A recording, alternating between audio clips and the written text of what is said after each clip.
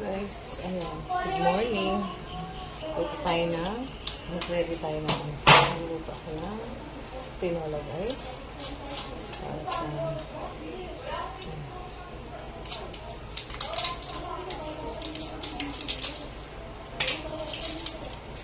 para guys, may sarap. Tawag ko naman yung meta na, guys. Ano lang kapag tanghali, hindi pa ako nakagawa ng guys. Karami kong ginawa guys sa sampay. Tapos ang dami kong bigbitin. Araw na ako guys nagaan. Yun yung mga dala namin galing hospital. Tsaka yung mga gamit dito sa bahay.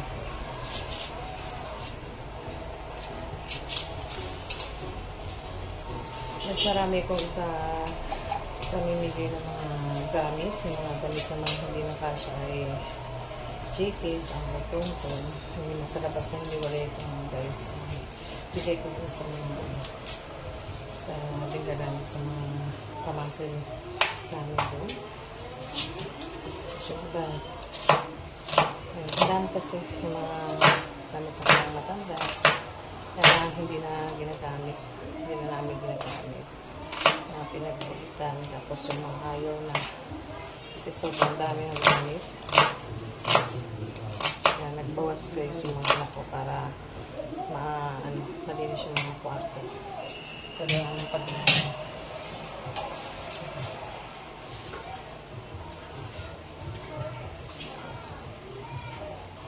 Tinalo tayo guys.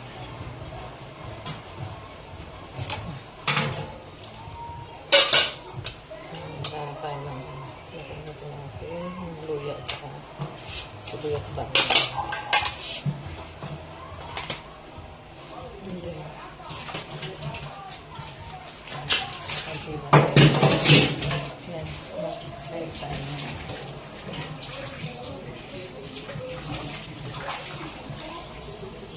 yan na ready ko yung gulay guys. Meron akong download sili, malunggay at saka ito yung the best sa tinola, tanglad. And then, may luya, sibuyas, saka bawang. Ito yung ano natin na gamitin ito kapag luto ng tinola.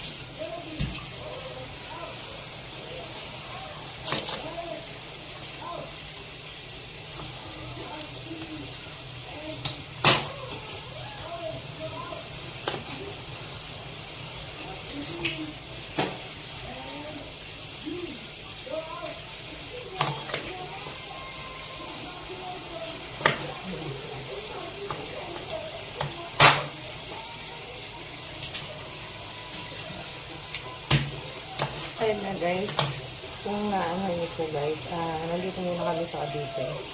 Kasi ano naman guys, sabi, hintayin ko munang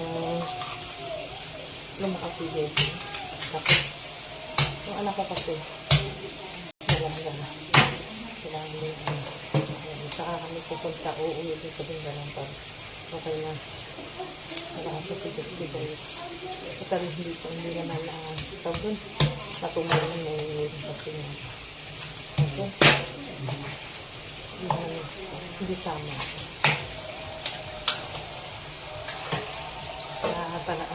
Diba? 3 linggo na po talaga hindi nakapag-buksan diba? Kaya 3 linggo kami nasa ospital. Tapos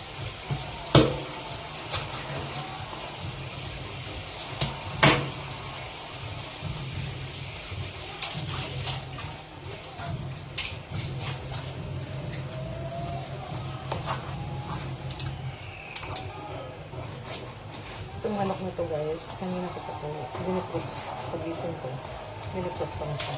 Tapos mahirap ano kapag hindi na dipros ko ito, tigas. Ayan, kaya kanina pag-gising ko, dinipros ko na siya para mahirapan mag-iwat. Ayan, mati.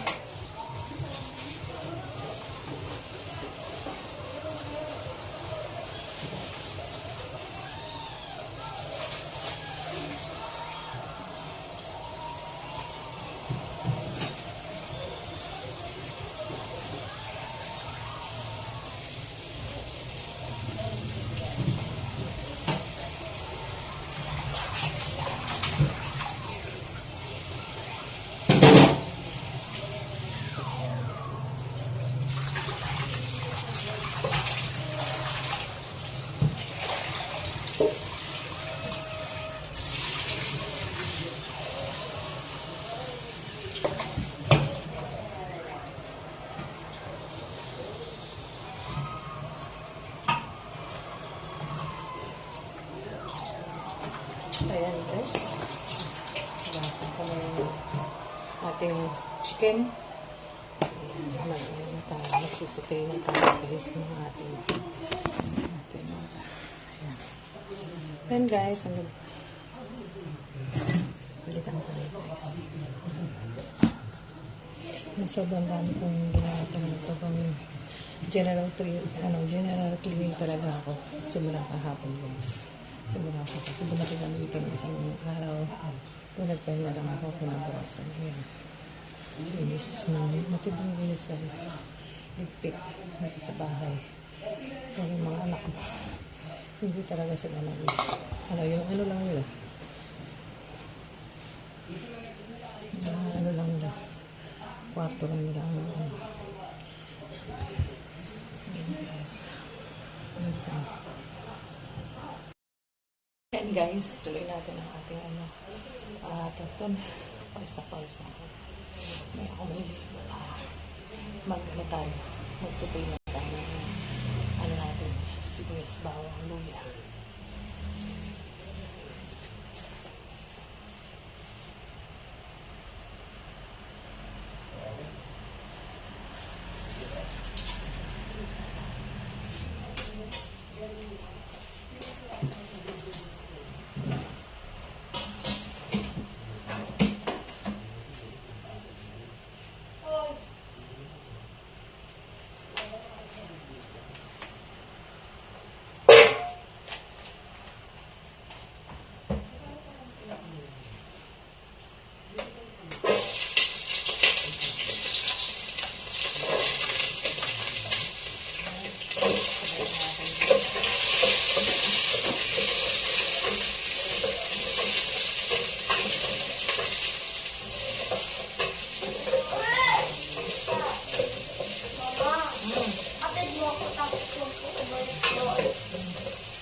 Doon lang ako sa may loob. Ito bawal sa loob. Bawal yung sa loob. Ito sa may loob. Sa may loob. Huwag kang lumabas mga hapon ha. Pag-uwian. Ayokon pa na lang. Hindi mo naman yun.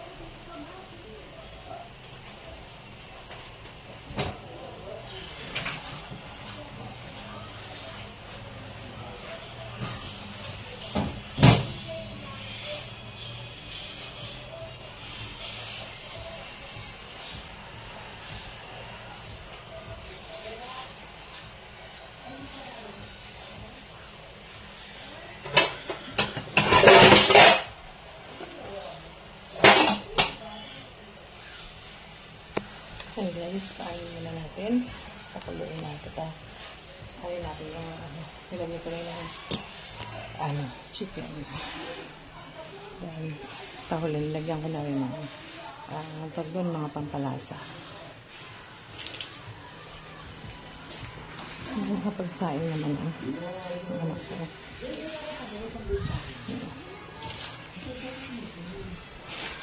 Lagyan natin sa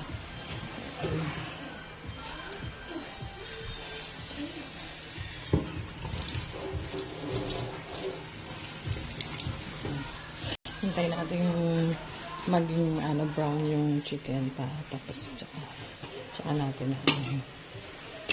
haluin ko muna guys. Pero sira na kasi guys yung ko, kaya ayan,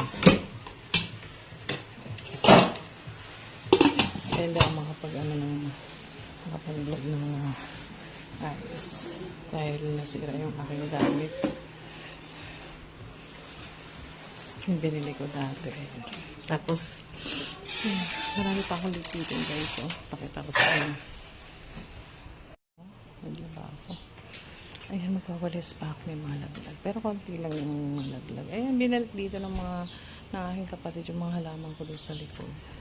Kasi namamatay doon. Dito, diniligan niya. Nung nandito siya. 2 linggo din siya nandito. Ay, mas basura namin. Ang dami. Hindi pa na ilalabas. Sabi ko sa asawa ko ilabas na. Hindi pa nakakilos. Kasi kagabi, ayun kahapon, nag-inom na naman, may hangover. Diba? Ayan. Yung snake lang ko. Anong oras siya? Nagpaano lang siya. Nagpalit lang ng gulong. Hindi na bumalik. Anong oras na, hindi ko na nga namalaya na dumating siya guys. Kaya ngayon, ayun, mahina ang buhay. Alam niyo naman na mga lalaki kapag yan, inom. Hindi talaga mawala yung pag-iinom. Hinayaan ko na. Nakakapagod guys. Ay, mga laman ko. Dito muna kami ng mga ilan. Ayos ko muna to dito. Ayos ko muna si JK. Then balik kami sa tinggalan. Kami na lang mag-asawa. Si Tonton nilipat na uli namin dito guys. Dahil nga may hirap dun. Nung panay din ang absent. Dahil nga pa-check up kay JK. Wala naman kami pag-iwanan. Dito mayroong magtitingin sa kanya. Mga tita niya. Ayan. Tsaka yung daddy niya. Para may Yun guys. Dito guys, may tuyan ako dito. 2 tuyan ko dito. Kabila. Sa kabilang tapos ito. Para pag yung mainit, pwedeng tumambay-tambay dito sa ilalim ng puno ng mangga guys. Diba? Yan. Yan gang guys. Hanggang dito na lang muna guys ang aking vlog. Ang aking ganap. Marami pa akong lipitin guys. Grabe. Pakita ko sa inyo mamaya yung yung mga kailangan kong ipamigay ng mga damit. Ang dami, tambak. Ilang trash bag na mga ayan, mga pipiliin ko. Then ipamigay. Hindi ko lang pipiliin. Lalagay ko na lang sa box. Then iuwi namin sa dinggalan yung iba. Yan para ipamigay doon sa mga pamangkin ng tsahin ng asawa ko guys doon. Ayan.